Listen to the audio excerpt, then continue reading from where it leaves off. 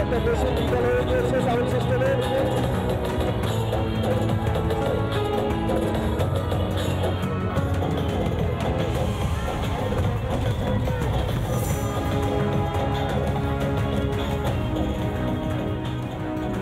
আমরা চলে এসেছি বনগাঁ লোকসভা কেন্দ্রে, একেবারে বাংলাদেশ সীমান্ত লাগোয়া লোকসভা কেন্দ্র। এই লোকসভা আসনের অধিকাংশ বিধানসভা কেন্দ্র বাংলাদেশ সীমান্তবর্তী এবং এখানে বিজেপির প্রার্থী হিসেবে লড়ছেন শান্তনু ঠাকুর, যিনি গত 5 বছর এই লোকসভা কেন্দ্রের সাংসদ ছিলেন এবং কেন্দ্রীয় মন্ত্রী হিসেবে মন্ত্রিত্ব করছেন। সেই শান্তনু ঠাকুরের সঙ্গে আমরা দেখাবো আজ আপনাদের বনগাঁ লোকসভা কেন্দ্র থেকে সরেজমিন। সকাল সকাল প্রচারে বেরোচ্ছেন বনগাঁ লোকসভা কেন্দ্রের এবারের বিজেপি প্রার্থী তথা গত 5 বছরের সাংসদ তথা কেন্দ্রীয় মন্ত্রী শান্তনু ঠাকুর। এই মুহূর্তে ঠাকুরনগর ঠাকুরবাড়িতে শান্তনু ঠাকুর যখন প্রচারে বেরোচ্ছেন সেই সময় থেকেই আমরা তার সঙ্গী হচ্ছি। শান্তনুদা, মানে লাগাতার প্রচার তো আপনার চলছে, আজকে দিনভর আমরা আপনার সঙ্গে থাকবো এবং দর্শকদের সামনে সেটাই তুলে ধরবো যে সারা দিন একজন মন্ত্রী তথা সাংসদ তথা মতুয়া মহাসংঘের সংঘাধিপতির রুটিনটা এই সময় কেমন কাটছে, কীরকম ঝোড়ো প্রচার চলছে। দুপুরবেলাটা একটু স্টপ রাখছি কারণ ব্যাপক পরিমাণে তাপ যে কারণে দুপুরবেলাটা প্রচার করাটা আমার জন্য এবং কর্মীদের জন্য রিস্কি হয়। আবার বিকেল থেকে শুরু হবে। আর দুপুরে বোধহয় সাধারণ মানুষজন রাস্তায় খুব একটা থাকছেন না, এই গরম। সাধারণ মানুষও থাকতে পারছে না, ঘর থেকে বেরোচ্ছে না। তো আমরা এই সময়টা আমরা চেষ্টা করছি ঘরোয়া বৈঠক করার জন্যে। আমাদের যে কার্যক্রমগুলো আছে সেই কার্যক্রমগুলো যাতে ঘরে করা যায় সেইগুলোই চেষ্টা করছি। যেহেতু আপনার লোকসভা কেন্দ্রে ভোটটা হচ্ছে একটু পরের দিকে গিয়ে, ফলে আপনি প্রচারের জন্য অনেকটা সময় পাচ্ছেন, সেটা ঠিক, কিন্তু একই রকমভাবে অনেকটা বেশি দিন আপনাদেরকে দৌড়তেও হচ্ছে যাদের ভোটগুলো এই ফেজে। সেটা কেমন লাগছে, মানে এই প্রচণ্ড গরমটা মাথায় নিয়ে এই যে দৌড়? এই সময়টাতে একটু হালকা টাইপের খাবার, সকালবেলায় যেমন আজকে খেলাম পান্তা ভাত আলু ভাজা আর লেবু, এই দিয়ে চটকে খেলাম, কেননা এটা একটা স্যালাইন টাইপের কাজ করে। মানে আমি শুনে আশ্চর্য হচ্ছি, তার কারণ আমি রোজ অফিসে বেরোনোর আগে এই গরমকালটা ঠিক এক্স্যাক্টলি এই খাবারটাই খেয়ে বেরোচ্ছি। এটা করা উচিত, কারণ এই যে প্রখর রোদ থাকবে এই রোদের ভিতরে এটা একটা স্যালাইনের কাজ করবে, যে কারণে হিট স্ট্রোক বা হিট বার্ন হতে পারে।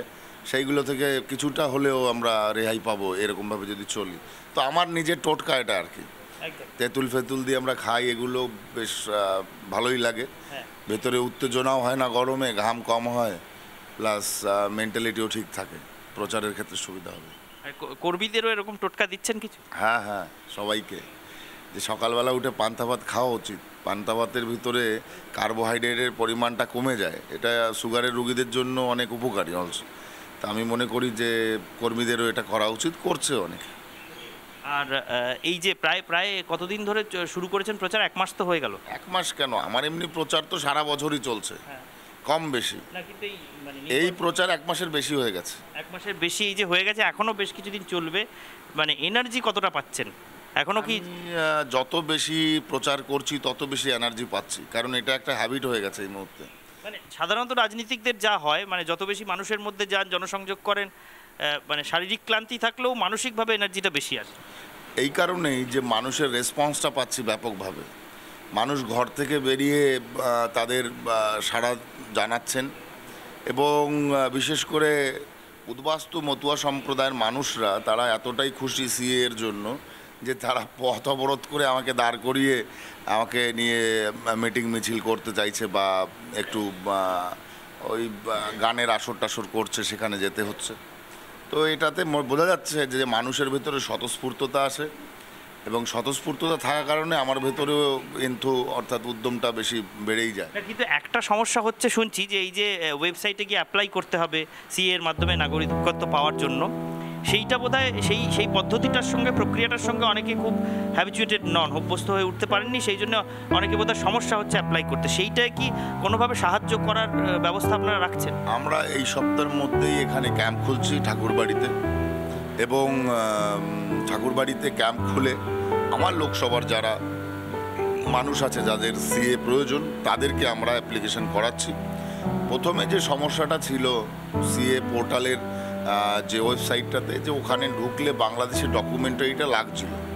কিন্তু আমি নিজে মাননীয় গৃহমন্ত্রীজির সঙ্গে কথা বলেছি, কথা বলে এই ম্যাটারটাকে সলভ করেছি যে যদি পারসিকিউশন হয় তাহলে মানুষ নিশ্চয়ই তার ঘর জ্বালিয়ে দিলে সে নিশ্চয়ই ডকুমেন্টস নিয়ে আসতে পারবে না। তো নো ডাউট এটা নিয়ে একটা কনফিউশন থেকে যাচ্ছে।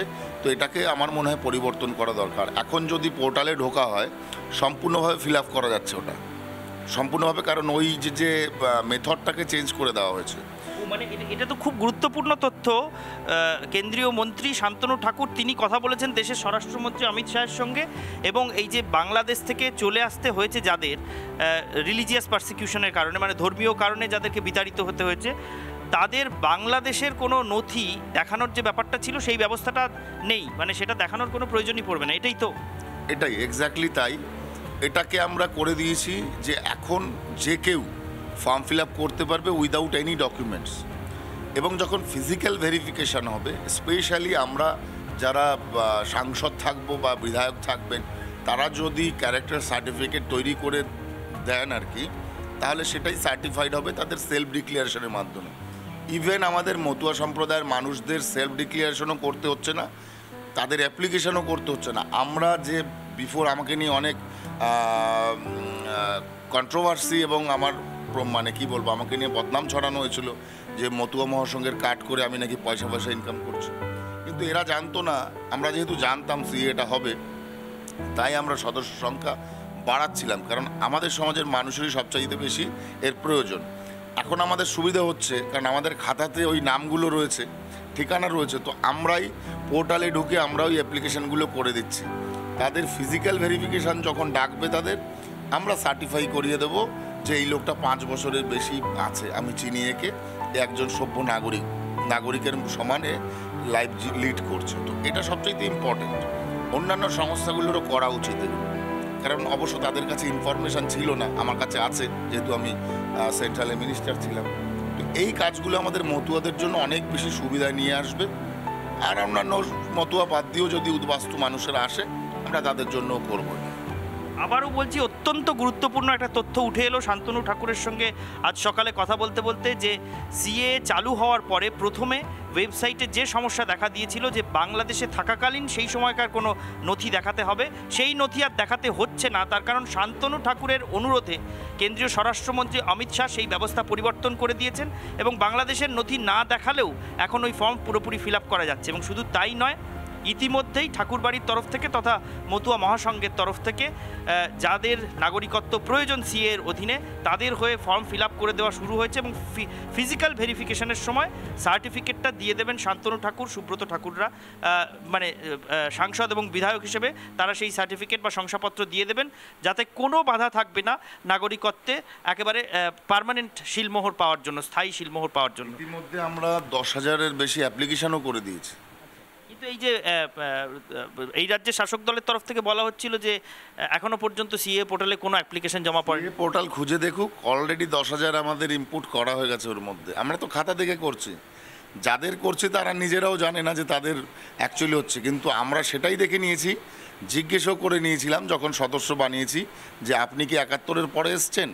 তো যারা 71-এর পরে এসছে মোস্ট প্রবাবলি তাদেরটাই বেশি করা হচ্ছে, কারণ তার আগের মানুষরা ম্যাক্সিমামই সেটেলমেন্ট পেয়েছে, তারা বিভিন্ন জায়গায় সিটিজেনশিপ পেয়েছে। তো সবার দরকার নেই আগের মানুষের, যাদের একদম কোনো নথি নেই তাদের আলাদা ব্যাপার। তো আমরা অলরেডি কাজ শুরু করে দিয়েছি এবং কাজটা খুব ভালোভাবে হচ্ছে। আজ দিনভর আপনার সঙ্গে আছি, চলুন আমরাও দেখব ঠিক কিভাবে মানুষ আপনার সঙ্গে কমিউনিকেট করছেন, রেসপন্ড করছেন, সাড়াটা কেমন পাচ্ছেন। শান্তনু ঠাকুরের সঙ্গে সারাদিন তার রুটিন, তার প্রচার সব কিছুর জন্য আমরা আজকে রয়েছি, দর্শকের সামনে তুলে ধরবো সারাদিনের প্রচার সূচি।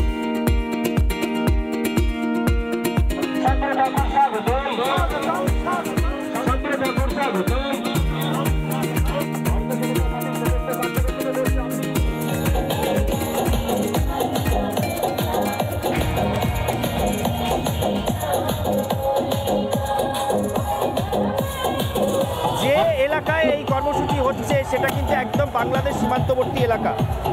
শান্তনুদা, এই এলাকাটা থেকে বাংলাদেশ সীমান্ত কত দূর? এখান থেকে 2 কিলোমিটার। মানে একেবারে সীমান্ত লাগোয়া পঞ্চায়েত। তো এই সব অঞ্চল দিয়ে মানে যে আগে যে সমস্যাটা ছিল, যে স্মাগলিং এবং গরু পাচার এবং তার ফলে দুষ্কৃতী রাজের যে সমস্যা ছিল, সেইগুলোর পরিস্থিতি এখন এখানে কীরকম? সেটা মোটামুটি কবে থেকে বন্ধ করতে পেরেছে? গত 3 থেকে 4 বছর।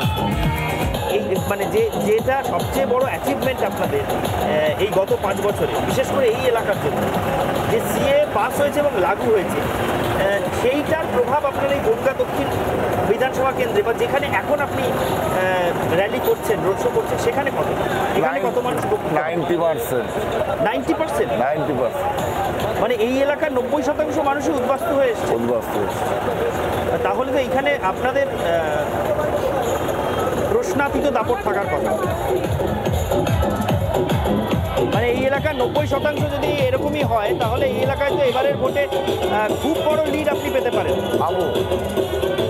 শুধু তাই নয়, বর্ডারে 800 কোটি টাকা খরচা করে বর্ডার রিনিউফিকেশন, টার্মিনাল এগুলো করা হচ্ছে, মানুষের যাতে ওখানে জব অপরচুনিটি পায় এবং ভারতবর্ষ বাংলাদেশের ট্রেডিং বাড়ে। মানে 800 কোটি টাকা খরচ করে যে প্রকল্প হচ্ছে, কি প্রকল্প? ওটাকে এয়ারপোর্ট স্টাইলে ওর টার্মিনাল, হ্যাঁ, প্লাস ওর মডার্নাইজেশন, রিনিউফিকেশন, পুরো মানে একদম সুন্দরভাবে যাতে মানুষ বাংলাদেশ থেকে আসতে পারে, এরপর থেকে যেতে পারে, হ্যাঁ, তার জন্য বর্ডারকে ঢেলে সাজানো হচ্ছে। ওখানে বিভিন্ন ধরনের বিভিন্ন ধরনের বিজনেস নতুন করে তৈরি হবে, ভেতরে কর্মচারী দরকার পড়বে, জব অপরচুনিটি আসবে, সমস্ত মানে এটা কি Petrapole land court? Petrapole land court ভালো আছে। জয় শ্রীরাম।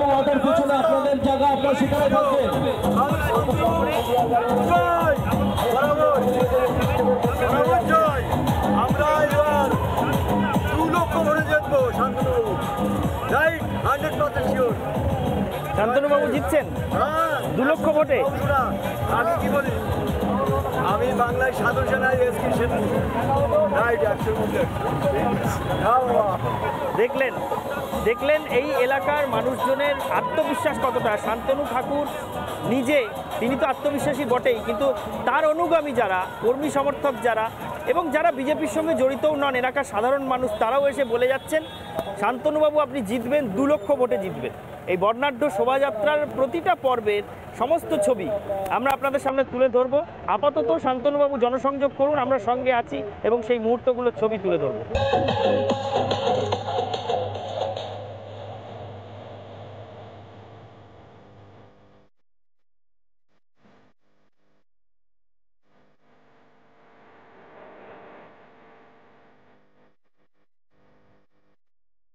এতক্ষণ পর্যন্ত দেখছিলেন যে আমরা সেই হুড খোলা জিপটা ছিলাম, যেটাতে বনগাঁ লোকসভা কেন্দ্রের বিজেপি প্রার্থী তথা কেন্দ্রীয় মন্ত্রী শান্তনু ঠাকুর তিনি যাচ্ছেন। এখনো আমরা সেই রোড শোতেই রয়েছি, তবে ওই হুড খোলা জিপে আর নয়, এবার একটা বাইকে চড়ে সেই রোড শোয়ের সাক্ষী হতে হতে আমরা এগোচ্ছি। যার বাইকে বসে আছি তিনি অমিত মিত্র, এই যে মণ্ডল কমিটি এই রোড শোয়ের আয়োজন করেছে সেই মণ্ডলের সভাপতি। আর আমাদের এটা পুরো বর্ডার এরিয়া দিয়েই যাবে, কেন আমাদের এই মণ্ডলটা পুরো মানে বর্ডার এরিয়া দিয়েই মানে ঘেরা, মানে রামনগর এবং ঝাউডাঙ্গার মধ্য দিয়ে আমাদের এই র্যালিটা যাচ্ছে। এবং এই যা লোকজন আমাদেরকে আসছে তা সব চাষি পরিবারের লোকজন, সেই জন্য তাদের আজকের এই র্যালিটার জন্য তাদেরকে অসংখ্য ধন্যবাদ দিচ্ছি আমি এই জন্যেই যে তারা চাষি পরিবার ধান এবং পাটের যে ফসল এখন ধান কাটা এবং পাট নিংড়ানো সেটা উপেক্ষা করে তারা আমাদের সঙ্গে সহযোগিতা করেছে। অর্থাৎ এইটা মোট কতটা রাস্তা? এটা 30 কিলোমিটার মোট রাস্তা আছে। এই রাস্তাটা মানে 30 কিলোমিটার রাস্তা একদিনে রোড শো করছে? হ্যাঁ, আমাদের ভিতর দিয়ে যেতে হচ্ছে তো, কেন আমাদের এই আমাদের যে বিধানসভার মধ্য দিয়ে যেটা আমাদের মণ্ডলটা, এটা অনেকটা ঘুরে মানে আমাদের 30 কিলোমিটারের মধ্য দিয়ে আমাদের যেতে হচ্ছে এই রুটটাতে। প্রচণ্ড গরম, দাবদাহ চূড়ান্ত পর্যায়ে, কিন্তু তার মধ্যেও কর্মী সমর্থকদের উৎসাহ কতটা না হলে একটা রোড শো একদিনে অ্যারেঞ্জ করা যায়। 30 কিলোমিটার পথ একটা রোড শো অতিক্রম করবে, সেই রোড শোয়ের সাক্ষী হচ্ছে আমরা এই মুহূর্তে। আমরা যেখান দিয়ে যাচ্ছি, আমি রজনীকে একবার দেখাতে বলবো, আমরা রোড শোয়ে রয়েছি শান্তনু ঠাকুরের সঙ্গে এবং বাঁ পাশে, একদম রাস্তার বাঁ পাশে কাঁটাতার দেখতে পাওয়া যাচ্ছে। সীমান্তবর্তী এলাকা, শান্তনুবাবুর কাছে জানতে চাইবো, দাদা এই যে কাঁটাতার রাস্তার ধারে দেখতে পাচ্ছি, এটা কি সীমান্ত একদম, মানে ওপাশটা কি বাংলাদেশ? এটা সীমান্ত এলাকা, বাংলাদেশ চারকই পাশে। তো মেইনলি হচ্ছে যে সীমান্তের এলাকাতে প্রথম যে ব্যারিকেড, সে ব্যারিকেডটা এটাই। ও আচ্ছা, মানে এইটা মানে এই কাঁটাতারের ওপাশে যারা রয়েছেন তারাও ভারতীয় নাগরিক? ওটা রয়েছেন, কোনো কোনো জায়গায় নোম্যান্স ল্যান্ড আছে, কোনো কোনো জায়গায় মানুষ বাস করছে ওভাবে, ঠিকঠাকভাবে যেভাবে গেছে। তো মোটামুটি এটাই বর্ডার এরিয়া, মানুষ এখানে প্রান্তিক মানুষরা বাস করছেন দীর্ঘদিন সময় ধরে। মানে এই কাঁটাতারটা লাগিয়েছে কারা, কোন কর্তৃপক্ষ? এটা তো বিএসএফরা করেছে যতটুকু পেরেছে। আচ্ছা, মানে সামনে বিএসএফ ফাঁড়িও আছে একটা। হ্যাঁ, বিএসএফ এর একটা চৌকি দেখতে পাচ্ছি। হ্যাঁ, একটা চৌকি আছে। আমি রজনীকে একবার দেখাতে বলবো সেই চৌকিটা, সামনেই বিএসএফ এর চৌকি এবং সেই কাঁটাতারের ধার বরাবর বিএসএফ এর চৌকি, ঠিক তার গা দিয়েই কিন্তু এই মুহূর্তে কেন্দ্রীয় মন্ত্রী শান্তনু ঠাকুরের রোড শো চলছে। তাহলে মানে আমরা কোন এলাকায় এই মুহূর্তে রোড শোয়ে আছি সেটা ভালো করে বুঝে নিন। এই রাস্তার বাঁ পাশে যে কাঁটাতার দেখতে পাওয়া যাচ্ছে সেটা হচ্ছে সিকিউরিটির একটা লেয়ার। বিএসএফ এই কাঁটাতার লাগিয়েছে এবং এর ওপারে কোথাও 1 কিলোমিটার 1.5 কিলোমিটার, কোথাও আবার 400-500 মিটার মাত্র গেলেই সেখান থেকে বাংলাদেশ। আচ্ছা, আরেকটা বিষয় খুব ইন্টারেস্টিং লাগলো, আমরা যখন এই রোড শোয়ের সঙ্গী হয়ে আসছিলাম, ওই সামনের যে প্রচার গাড়ি থেকে মাইকে স্লোগান তোলা হচ্ছে, সেখানে এক জায়গায় দেখলাম যে কাঁটাতারের পাশে দাঁড়িয়ে স্লোগান উঠছে যে এই সেই জায়গা যেখান দিয়ে অনুব্রতরা যাতায়াত করত। এই কথার মানে কি, যদি একটু ব্যাখ্যা করে বলেন? আমরা দেখেছি অনুব্রত মণ্ডলের প্রেজেন্সে বাঁশের কপিকল বানিয়ে এ পাশের গরু ও পাশে পাচার করা হচ্ছে। তো সেই যে সিচুয়েশন, সেই সিচুয়েশনকে সামনে রেখেই এখানে বক্তব্য চলেছে। যে এলাকায় আমরা আজকে রয়েছি, এটা তো শান্তনু ঠাকুরের এলাকা বলে পরিচিত, এটা তো অনুব্রত মণ্ডলের এলাকা নয়। এখানে অনুব্রতরা দাপট দেখাতেন কি করে, সিন্ডিকেটই বা চালাতেন কি? তৃণমূলের একটা সিন্ডিকেটের একটা ক্যাডার বাহিনী ছিল, যারা 2011 থেকে গরু পাচার করেছে এবং স্থানীয় প্রশাসনে যারা ছিল তারা ব্যাপকভাবে মদত দিয়েছিল এই গরু পাচারে। সেই লোকগুলোর চিহ্নিত হওয়া উচিত আমার মনে হয়, যে ওই সময় প্রশাসনে কারা মানে কর্তৃত্বে বা নেতৃত্বে ছিলেন প্রশাসনের দায়িত্বে, সেই লোকগুলোকে চিহ্নিত করেও সাজা দেওয়া উচিত। দাপট তো আপনি এমনিতেও আগে দেখিয়েছেন। এই রাজ্যের যিনি সর্বময়ী কর্ত্রী, সেই মমতা বন্দ্যোপাধ্যায়ের ভ্রাতুষ্পুত্র ঠাকুর বাড়িতে এসে মন্দিরে ঢোকার চেষ্টা করেছিলেন, আপনি আটকে দিয়েছিলেন। গোটা রাজ্য জুড়ে আপনাকে নিয়ে চর্চা শুরু হয়ে গিয়েছিল যে শান্তনু ঠাকুর দেখিয়ে দিয়েছেন দাপট কাকে বলে। প্রচারেও কি সেই দাপটটাই বহাল রাখতে পারছেন, বা ওই যে সেই সময় যে বুকের পাটা দেখিয়েছিলেন বলে আপনার কর্মীরা দাবি করছে, সেইটা কি কোনোভাবে অ্যাডভান্টেজ দিচ্ছে যে শান্তনু ঠাকুর বুঝিয়ে দিয়েছেন নিজের এলাকায় তিনি কত বড় ক্ষমতাশালী? সততায় চললে, সততার সঙ্গে নিয়ে চললে তার মনোবল বাড়ে, আর সেই মনোবলই তার কাজের অগ্রগতি করে। তো আমি মনে করি ভারতীয় জনতা পার্টি এমনই একটা দল যারা রাষ্ট্রহিতের কথা চিন্তা করে। পরিষ্কারভাবে এটা দাপট শুধু নয়, এটা মনের আত্মবিশ্বাস যে অন্যায়কে প্রশ্রয় দেব না, যার জন্যই আমাদের এই সমস্ত কর্ম আর প্রচার আমাদের।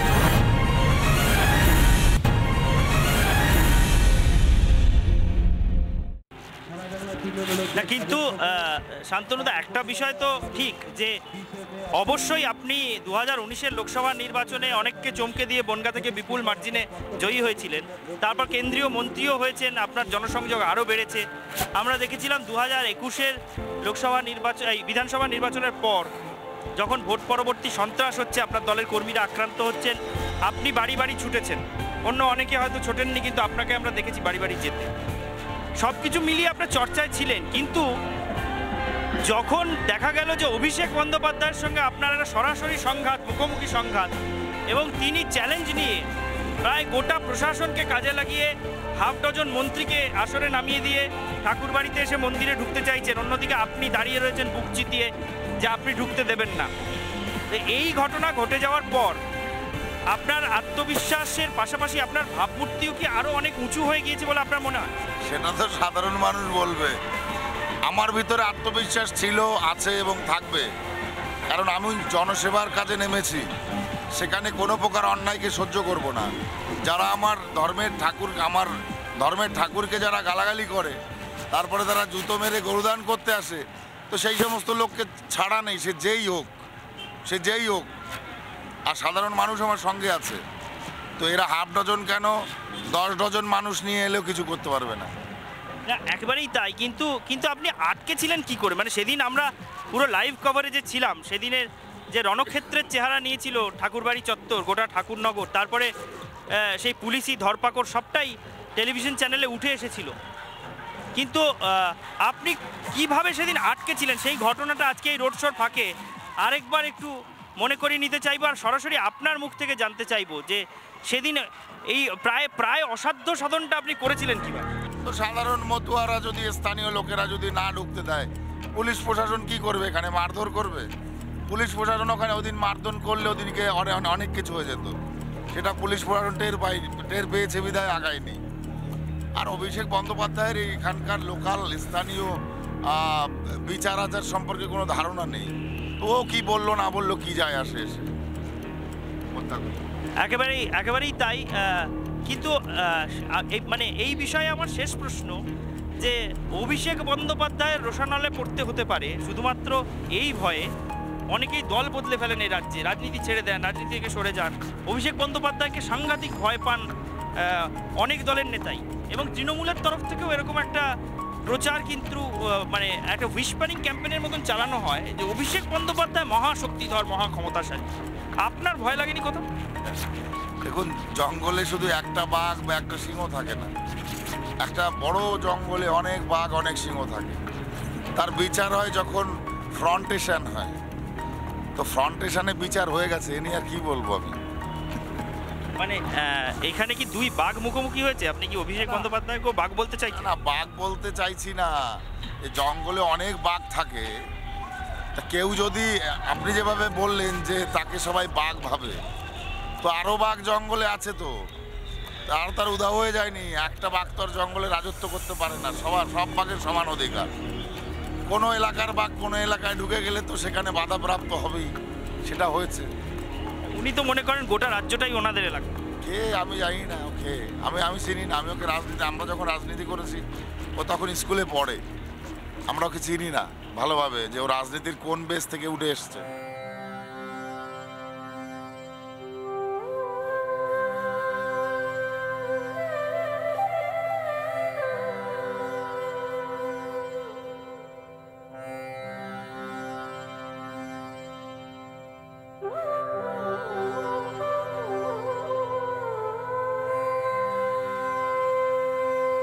এই যে জলাশয়ের ধারে এই মুহূর্তে আমরা দাঁড়িয়ে রয়েছি, এই জলাশয়ের নাম কামনা সাগর। এই জলাশয় যারা মতুয়া মহাসংঘের অনুগামী বা মতুয়া ধর্মাবলম্বী, তাদের প্রত্যেকের জন্য এটা অত্যন্ত পবিত্র একটা জায়গা, এবং প্রত্যেক বছর মতুয়া মহাসংঘের সবচেয়ে বড় যে বাৎসরিক উৎসব, সেই বারুণী মেলার সময় সমস্ত মতুয়া অনুগামীরা এসে এই জলাশয়ে ডুব দিয়ে স্নান করেন, এবং তাদের বিশ্বাস যে এই জলাশয়ে ডুব দিয়ে স্নান করা মানে ওই পুণ্যতিথিতে যা মনস্কামনা থাকবে সব কিছু পূর্ণ হবে, এবং সেই জন্যেই এটার নাম কামনা সাগর। এবারে বারুণী মেলায় অন্যান্য প্রত্যেকবারের মতো শান্তনু ঠাকুর, যিনি মতুয়া মহাসংঘের সংঘাধিপতি, তিনিও কিন্তু এখানে ডুব দিয়ে স্নান করেছেন। যেহেতু এবারটা নির্বাচনের বছর, সেহেতু এবার তার মনস্কামনা কি ছিল, কামনা সাগরে ডুব দিয়ে তিনি কি প্রার্থনা করলেন, সেটা শান্তনুবাবুর কাছ থেকে আমরা জেনে নেব। এবার বিশেষ করে কি চাইলেন, কি প্রার্থনা করলেন, কোন মনস্কামনা পূর্ণ হওয়ার ব্যাপারে কথা বললেন? আমি কখনোই কোনো মন্দিরে বা কোথাও গিয়েই নিজের জন্য কিছু চাই না। আমি এটাই বলেছি যে ভক্তদের মঙ্গল কামনা করেছি ঠাকুরের কাছে। এবারে খুব ভালোভাবে এসছে সকলে, এবং তারা মহাবারুণী মেলা সম্পূর্ণ করেছে। এবার সেই হিসাব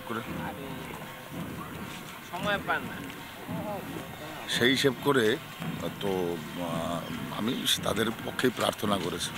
মানে যেদিন আমরা এখানে এসেছি, এখানে এসে আমরা জানতে পারলাম যে আজকে একটা বিশেষ দিন, কারণ মাসের তৃতীয় বুধবার শান্তি সভা বলে একটা কর্মসূচি আপনার এখানে হয়, একটা অনুষ্ঠান। এই দিনেও দেখছি প্রচুর ভক্তরা এখানে এসছেন, এবং নানা রকম উৎসব অনুষ্ঠান, রিচুয়ালস, আচার অনুষ্ঠান চলছে। এই শান্তি সভার দিনে মূলত কি পালন করেন, বিশেষ করে নির্বাচনের মধ্যে যেহেতু এরকম হচ্ছে এবং আপনি যেহেতু আছেন, আমি অনেকের সঙ্গে কথা বলে দেখলাম যে এমন একটা দিনে আপনাকে এখানে পাওয়া যাচ্ছে বলে অনেকে খুব সৌভাগ্যবান মনে করছেন নিজেকে। এই দিনটার বিশেষ কি তাৎপর্য? শান্তি সভা হচ্ছে আজকের দিনে শান্তি মায়ের একটা আলাদা করে স্মরণ সভা হয়, যে স্মরণ সভায় মাতৃশক্তিকে শক্তিশালী করার জন্যেই এটা বড় মায়ের প্রচেষ্টা ছিল, যে মাতৃশক্তিকে শক্তিশালী করা। যে সমাজের মাতৃশক্তি শক্তিশালী হয় সেই সমাজ তত বেশি শক্তিশালী হয়।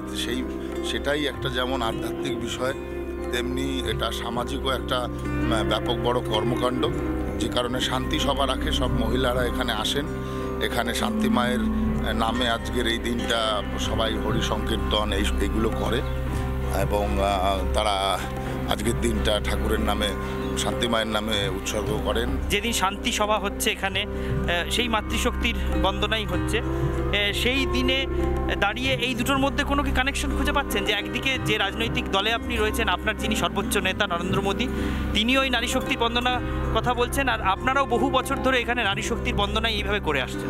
দেখুন, গুরুচাঁদ ঠাকুরের প্রথম যে নারী শক্তি জাগরণের জন্য যে স্টেপ ছিল সেটা হচ্ছে মহিলা কাছারি করা। হরিচাঁদ ঠাকুরের সময় থেকে হয়ে আসছে এটা। তো আমরা মনে করি যে সমাজে নারী শক্তির উত্থান মানে সেই সমাজের একটা ইকুয়াল ব্যালেন্স তৈরি হওয়া, নারীরা পিছিয়ে নেই। তো সমাজের ডেভেলপমেন্ট, সেটা চাকরির ক্ষেত্রে হোক, আপলিফমেন্টের ক্ষেত্রে হোক, সমস্ত দিক দিয়ে এটা হয়। সেই গুরুচাঁদ ঠাকুরের বাংলাতেই এখন সন্দেশখালির মতন ঘটনা উঠে আসে। এরপরে এই প্রেক্ষাপটে দাঁড়িয়ে এই নারী শক্তিকে আপনি নির্বাচনে কতটা পাশে পাবেন বলে মনে হচ্ছে? আজকে সন্দেশখালির যে ঘটনা ঘটেছে সেটা একটা নির্মম এবং অমানবিক ঘটনা, যেটা বাংলার বুকে অনেক মুখ্যমন্ত্রী এসছেন। আমরা শুনেছি যে ডক্টর বিধানচন্দ্র রায় ও বাংলার রূপকার, যিনি বাংলাকে তৈরি করেছিলেন, শেষ যিনি ছিলেন বুদ্ধদেব ভট্টাচার্য। তো আমি কখনো বাংলার এরকম নিষ্ক্রিয় নিকর্মা মুখ্যমন্ত্রী আগে আমরা অনুভবই করিনি কখনো। তাদের ভিতরে একটা সোশ্যালিজম ছিল, অন্যরকম কালচার ছিল, এডুকেশন ছিল, সেটা সম্পূর্ণভাবে মানে বিনাশ হয়ে গেছে। এবং এখনের যে কালচার, সেটা আমার মনে হয় না সেটাকে রাজনীতি বলা উচিত, সেটাকে দুর্নীতি বলে আখ্যা দিলেই বেটার হয়। শান্তনু ঠাকুর প্রচারে ছিলেন বনগাঁ দক্ষিণ বিধানসভা কেন্দ্রে। বিকেল হতেই তিনি প্রচার শুরু করেছেন গাইঘাটা বিধানসভা কেন্দ্রে। আপাতত গাইঘাটা বিধানসভা এলাকার বকচরা বাজারে শান্তনু ঠাকুর পথসভা করছেন।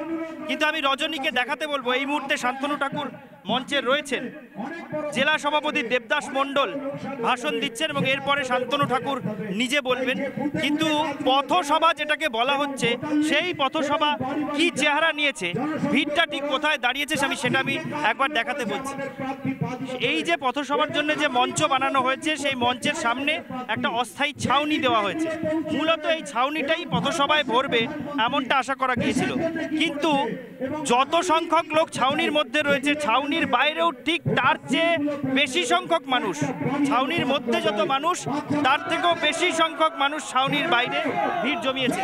একটা পথসভাকে ঘিরে, শান্তনু ঠাকুরের একটা পথসভাকে ঘিরে এই প্রচণ্ড দাবদাহের দিনে যে পরিমাণ ভিড় জমছে গাইঘাটার এই বকচরা বাজারে, সেই ভিড়টাকে দেখলেই কিন্তু স্পষ্ট বোঝা যাচ্ছে যে বনগাঁ লোকসভা কেন্দ্রের বিজেপি প্রার্থী তথা কেন্দ্রীয় মন্ত্রী শান্তনু ঠাকুরকে দ্বিতীয়বার নির্বাচিত করে লোকসভায় পাঠানোর জন্য এই এলাকার বিজেপি কর্মী সমর্থকদের মধ্যে উৎসাহ উদ্দীপনার জোয়ার কতটা মারাত্মক।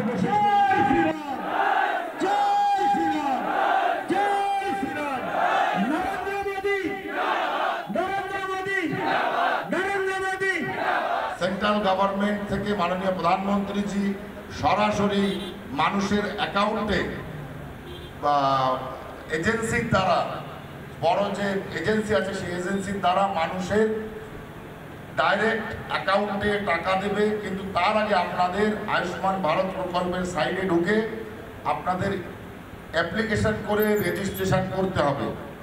যদি রেজিস্ট্রেশন প্রসেস না জেনে থাকেন তাহলে জিজ্ঞেস করবেন, আমরা জানিয়ে দেব। প্রত্যেক বুথ সভাপতির কাছে মেসেজ চলে যাবে যে আপনাদের কি করে আয়ুষ্মান ভারত ফর্ম অলরেডি এসে গেছে, আপনি অনলাইনেও করতে পারেন আর ডাইরেক্ট ফর্মেও করতে পারেন। তো যাই হোক, এভাবে করে আপনারা মানুষের বেনিফিটটাকে মানুষের কাছে পৌঁছে দেওয়ার ব্যবস্থা করবেন, এটা অতি আবশ্যক। কারণ আমরা জীবন বীমা করি, এই জীবন বীমা আমাদের তার জন্য টাকা ইনভেস্ট করতে হয়, কিন্তু মাননীয় প্রধানমন্ত্রীজি কোনো বিমা করা ছাড়া ভারত সরকার প্রত্যেকটা মানুষকে আয়ুষ্মান কার্ড দেবে। ঠিক এই যে আয়ুষ্মান কার্ড দেখে নেবেন, আয়ুষ্মান ভারতের কার্ড যেটা রাজ্য সরকার এতদিন আটকে রেখেছিল, সেই কার্ডের ব্যবস্থা আপনারা সরাসরি দিচ্ছেন। এটা কিভাবে হচ্ছে? এটা তো খুব যুগান্তকারী পদক্ষেপ হবে, মানে রাজ্য সরকারকে আর লাগবে না। না, রাজ্য সরকার যখন এই ইটা চাইছে না স্কিমটা, তখন যেমন প্রধানমন্ত্রী কিষাণ সম্মান নিধি যেভাবে হয়েছে যে ডাইরেক্ট অ্যাকাউন্টে টাকা ঢুকছে, অটোমেটিকলি সেই প্রসেসেই করছে।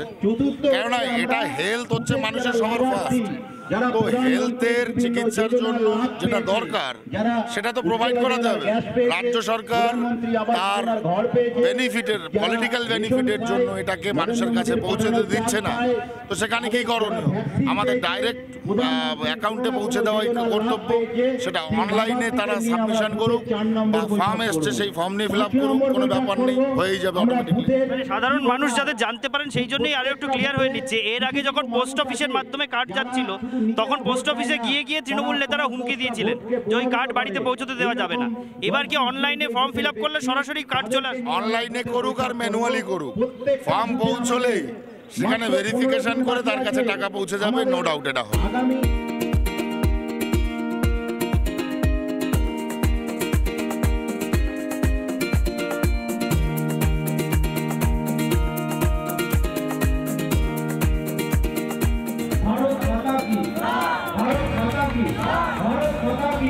শান্তনুদা, আমরা দেখলাম আপনার এই হরিণঘাটার পথসভায় সিপিএম ছেড়ে বেশ কিছু লোকজন আপনার হাত থেকে পতাকা নিয়ে বিজেপিতে যোগদান করে। মানুষ বুঝতে পারছে মাননীয় প্রধানমন্ত্রীজির বিকাশের যে ধারাবাহিকতা সেটা চলছে, আগামীতেও চলবে। তো স্বাভাবিকভাবেই মানুষ সব দল ছেড়ে ভারতীয় জনতা পার্টিতে যোগদান করছে। এটাই আগামী দিনে রীতিনীতি চলতে থাকবে। আমাদের কাউকে বলতে হবে না আপনারা আসুন, এরা সদিচ্ছায় আসছে। আপনার মুখ থেকে আরেকটা গুরুত্বপূর্ণ ঘোষণা শোনা গেল। আপনি বললেন যে যারা ভয় দেখাচ্ছে তৃণমূল চলে গেলে লক্ষ্মীর ভাণ্ডার বন্ধ হয়ে যাবে 1000 টাকা, ভয় পাবেন না, অন্নপূর্ণা ভাণ্ডার আসবে 3000 টাকা। এ তো খুব বড় ঘোষণা। বাস্তব কথা এটা। মাননীয় প্রধানমন্ত্রীজি অন্নপূর্ণা ভাণ্ডারের সুবাদে 3000 টাকা করে আমাদের মায়েদের দেবেন, এবং যেটা কিনা সবচাইতে বড় কথা যে মাতৃবন্দনা যোজনা যদি এখানে দেওয়া যায় তাহলে আরও বেশি সুবিধা। এটা নিয়েও আলোচনা আগামী দিনে হচ্ছে। মাতৃবন্দনা যোজনাটা কি? মাতৃবন্দনা যোজনা মানে প্রসূতি মায়েদের যখন ডেলিভারির সময় হয় সেই সময়টায় ব্যাপক একটা চিকিৎসার দরকার পড়ে, যেটা কিনা এই রাজ্য সরকার অ্যাকসেপ্ট করেনি। তো সেটা মাননীয় প্রধানমন্ত্রীর সাথে কথা চলছে যে এটাও পশ্চিমবঙ্গে লাগু করতে হবে। যদি স্টেট গভর্নমেন্ট না করতে চায়, আদার প্রসিজিওর কী করে করা যায়, আমরা সেইভাবে এবার ভোটে জেতার পরে 2 কক্ষে, নিম্নকক্ষে উচ্চকক্ষে বিল পাস করিয়ে আমরা সেভাবে এটাকে আবার ইমপ্লিমেন্ট করার চেষ্টা করব। আমার শেষ প্রশ্ন শান্তনুদা, আজকে সকাল 8টা থেকে প্রচার শুরু করেছেন, সেই থেকে আপনার সঙ্গে রয়েছি। এখন প্রায় সন্ধ্যে 7টা, 11 ঘন্টা পেরিয়ে গেছে, এখনও পরপর বেশ কয়েকটা পথসভায় অংশ নেবেন। এই যে দিনভর আপনার সঙ্গে প্রচার কর্মসূচিতে থাকলাম এবং তার অন্তিম পর্বে আজকের মতো এসে পৌঁছলাম, এই মুহূর্তে দাঁড়িয়ে আপনি মোটামুটি 3টে বিধানসভা কেন্দ্র ছুঁয়ে ফেললেন আজকে দেখলাম। প্রথমে বনগাঁ দক্ষিণ, তারপরে গাইঘাটা, এখন হরিণঘাটা। এই 3টে বিধানসভা কেন্দ্র ছুঁয়ে এসে সাধারণ মানুষের সঙ্গে জনসংযোগ সেরে যে রেসপন্স পেলেন, যে সাড়া পেলেন, সব কিছুর পরে এই অন্তিম পর্বে দাঁড়িয়ে কি বলবেন? আপনার লোকসভা কেন্দ্রের বাসিন্দাদের উদ্দেশ্যে আপনার বার্তা কি, আর আপনার প্রতিপক্ষ বিশ্বজিৎ দাসের উদ্দেশ্যেই বা আপনার বার্তা কি? ডেভেলপমেন্ট জারি থাকুক। যারা ভাওতাবাজি দিচ্ছে সেটার জবাব মানুষ দিচ্ছে। কত ভোটে দিচ্ছে সেটা বলবো না, সেটা সাধারণ আম পাবলিক বলবে। যেদিন ভোটের রেজাল্ট আসবে সেদিন দেখতে পারবেন রেজাল্টটা কি হয়েছে এখানে। না, কিন্তু এই যে দাদাগিরির অভিযোগটা উঠছে বিশ্বজিৎ দাসের বিরুদ্ধে, বিশ্বজিৎ দাস দাদাগিরি আমাকে নিজেকে হ্যারাস করিয়েছে, 2-3 জায়গায় আমাকে লোক দিয়ে হ্যারাসমেন্ট করাচ্ছে। তো তৃণমূলের স্বভাবজাত যে অভ্যাস, সে অভ্যাস তো যাবে না, এটা তো দীর্ঘদিনের অভ্যাস। এই সমস্ত করে আজকালকার এই সময় এই ঝামেলা ঝঞ্ঝাট করে কি মানুষের মন পরিবর্তন করা যায়? বাংলার মানুষ দৃঢ় প্রতিজ্ঞবদ্ধ মাননীয় প্রধানমন্ত্রীজিকে জয়লাভ করাবে। কারণ এটা পঞ্চায়েত ভোট নয়, এটা পৌরসভার ভোট নয়, এটা দেশকে সুরক্ষা দেবার ভোট। অতএব মানুষও সচেতন যে প্রধানমন্ত্রী যে দেশকে সুরক্ষা দেওয়ার জন্য যে পরিকল্পনা করেছে সেই পরিকল্পনা তারা বাস্তবায়িত করবে। অনেক ধন্যবাদ শান্তনু ঠাকুর, বনগাঁ লোকসভা কেন্দ্রের বিজেপি প্রার্থী তথা কেন্দ্রীয় মন্ত্রী তথা গত 5 বছরের এই অঞ্চলের সাংসদ। দিনভর সকাল থেকে সন্ধ্যা পর্যন্ত শান্তনু ঠাকুরের সঙ্গে প্রচারে ছিলাম আমরা নেতার সাথে ভোটের পথে এই অনুষ্ঠানের অংশ হিসেবে। এবং শান্তনু ঠাকুর এই আজকের দিনের প্রচারের অন্তিম লগ্নে যখন তার থেকে আমরা বিদায় নিলাম, সেই সময় চ্যালেঞ্জ ছুড়ে দিলেন রীতিমতো তার প্রতিপক্ষ তৃণমূল প্রার্থী তথা এই জেলার তৃণমূল সভাপতি বিশ্বজিৎ দাসের উদ্দেশ্যে, যে তার বিরুদ্ধে যদি দাদাগিরির চেষ্টা করা হয় বা কোনোভাবে হেনস্থার চেষ্টা করা হয় তাতে ফলটা হিতে বিপরীতই হবে। এবং তার বার্তা যে মানুষ বুঝেছেন এই ভোট দেশকে সুরক্ষা দেওয়ার ভোট, দেশের সীমান্তকে, দেশের ভবিষ্যৎকে, দেশের যুব প্রজন্মের ভবিষ্যৎকে আরও সুরক্ষিত করার ভোট। সুতরাং মানুষ বুঝে শুনেই ভোট দেবেন, দাদাগিরিতে হিতে বিপরীত হবে। তৃণমূলকে এই চ্যালেঞ্জ ছুড়ে এক পথসভা থেকে পরবর্তী পথসভার দিকে এগিয়ে গেলেন শান্তনু ঠাকুর। এই এপিসোডে আপাতত শান্তনু ঠাকুরের যে সফর সঙ্গে আমরা হয়েছিলাম সেখান থেকে আমরা বিদায় নিচ্ছি।